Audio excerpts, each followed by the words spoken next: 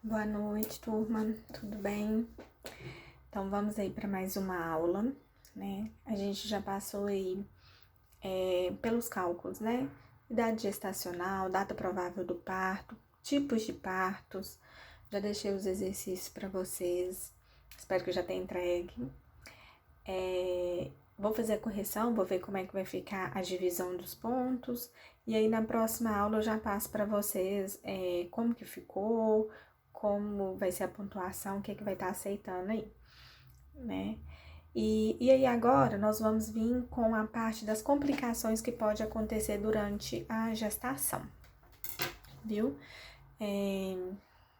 Então, é um período gestacional, é um período de muita cautela, que a gente tem que ficar muito de olho. Então, agora nós vamos aprender um pouquinho dessa parte aí das complicações.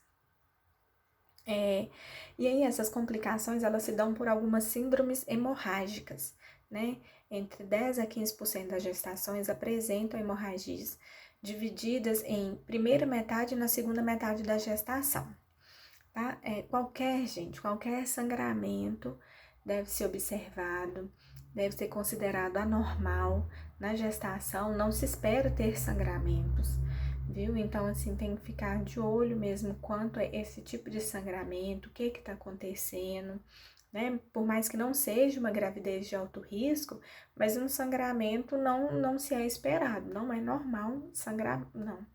Então, tem que ser observado, tá? Então, esses sangramentos, eles podem ser indicativos de muitas outras doenças, outras coisas. Então, é isso que a gente vai estar observando, aprendendo aqui agora, tá bom? Então, aí, algumas síndromes hemorrágicas, né, esse sangramento que a gente fala, na primeira metade, ela pode ser sinais de abortamento, sinal de uma gravidez ectópica ou amola datiforme, né? E na segunda metade, ela pode vir, deixa eu ver se eu consigo pôr essa fotinha pra lá, que ela tá atrapalhando a gente. Pra vocês me verem, acho que vai ter que ser aqui mesmo. Aqui fica escuro, né? Pera. Vamos ver se aí vai dar pra vocês verem também. Vai ficar muito ruim. Isso. Então, aí na segunda metade vem pode ser, né, a placenta prévia, ou descolamento prematuro da placenta, rotura uterina, viu? Então, assim, tem o sangramento, tanto que eu estou falando com vocês que deve ser observado por esse motivo, porque a gente tem que ver o que realmente, que indicativo ele pode estar sendo, tá? Indicativo de quê, né? Na verdade.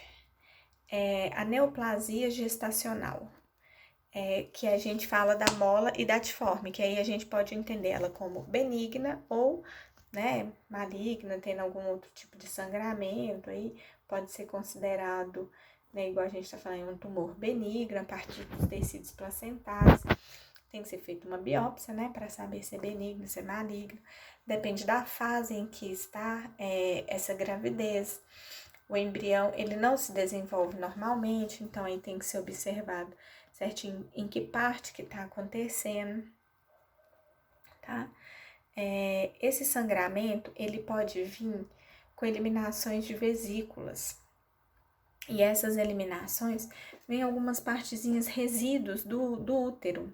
Então, todo sangramento a gente tem que observar se tem coágulos, se tem resíduos, se tem pedaços, para saber explicar na hora que você chegar para uma consulta médica o que realmente está acontecendo. Porque por mais que você não tenha uma gravidez de alto risco, mas o sangramento é risco. Então vamos entender o que está acontecendo aí. Que tipo de sangramento é esse? O útero fica mais amolecido, né? Ele pode ficar maior e você tá com uma idade gestacional menor. E o útero cresceu, mas a idade gestacional ainda é pequena. Você tá com 8 semanas, mas seu útero tá com tamanho de 10 semanas, né?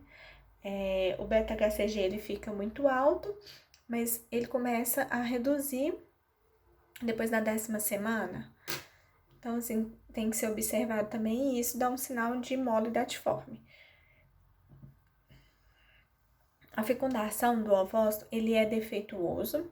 Um ovócito defeituoso com um ovócito normal, aí vem 2 espermatozoides, a gente chama de dispermia, né? Quando um ovócito normal, ele se encontra com um ovócito defeituoso, com os 2 espermatozoides, isso pode ser uma causa de ter uma gravidez amolar. E aí tá mostrando, né, como que é aí a forma no útero, tá vendo? Vai ficar aqui, fica, gente, como se fosse um tanto de molazinha mesmo, sabe? Olha aqui, ó. Aqui a gente tem um útero normal, sem nenhum resíduo, né? E aqui, ó, vai ficar esse tanto de lóbulozinhos, fica um tanto de molinhas mesmo. E essas molinhas, elas podem ser eliminadas nesse tipo de sangramento, entendeu? Então, isso pode ser uma causa que você vai ver essas vesículas que a gente fala no sangrar, né? Não são coágulos. Mulheres podem pegar, observar, ver, pega o papel, passa um papel no outro, olha na calcinha, que sangue é esse, como que tá esse sangue, né? Porque a gente tem que entender, tem que ver o que realmente tá se passando ali. E aí, tem alguns fatores de risco também, não é? Não é somente a fecundação ali de um óvulo bom, de um ovócito, né? Não é somente isso. E também os nossos óvulos, eles correspondem, se são bons ou ruins, pela nossa idade, né? Então, maiores de 40 anos, 39 anos acima, elas são fatores de risco.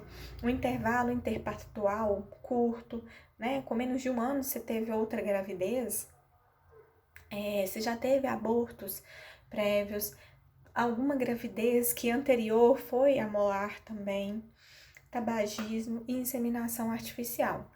São algumas das causas possíveis, né, para se ter uma gravidez amolar.